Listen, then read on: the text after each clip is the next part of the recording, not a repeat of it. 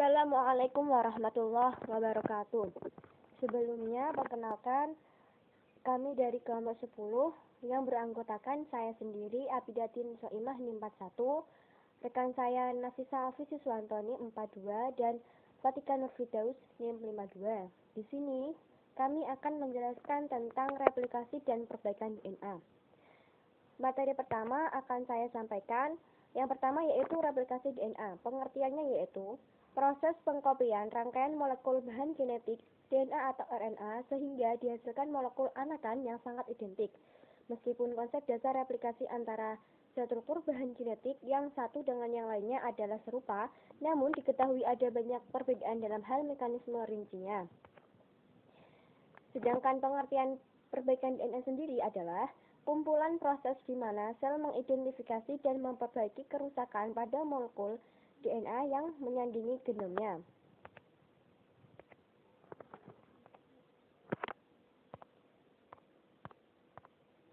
Yang selanjutnya yaitu fungsi DNA sebagai materi genetik. Yang pertama yaitu untuk mengidentifikasi gen. Yang kedua, untuk menentukan garis keturunan antara anak dengan ayahnya dan untuk menyampaikan informasi dari generasi ke generasi berikutnya. Yang ketiga, untuk mengatur perkembangan dan proses metabolisme individu. Dan yang terakhir sebagai zarah tersendiri dalam molekul sel. Yang ketiga yaitu model replikasi DNA. Modelnya sendiri itu ada 3. Yang pertama yaitu semi konservatif. Yang dimaksud dengan semi konservatif sendiri itu adalah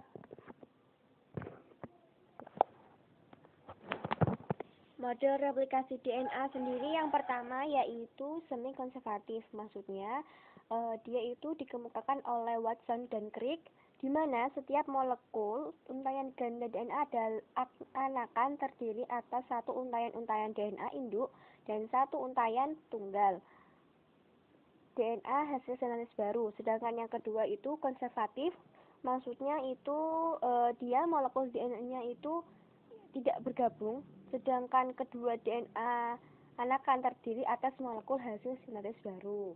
Kalau dispersif itu menyatakan bahwa molekul DNA induk mengalami fragmentasi sehingga DNA anakan terdiri atas campuran molekul lama berasal dari DNA induk dan molekul hasil sintesis baru.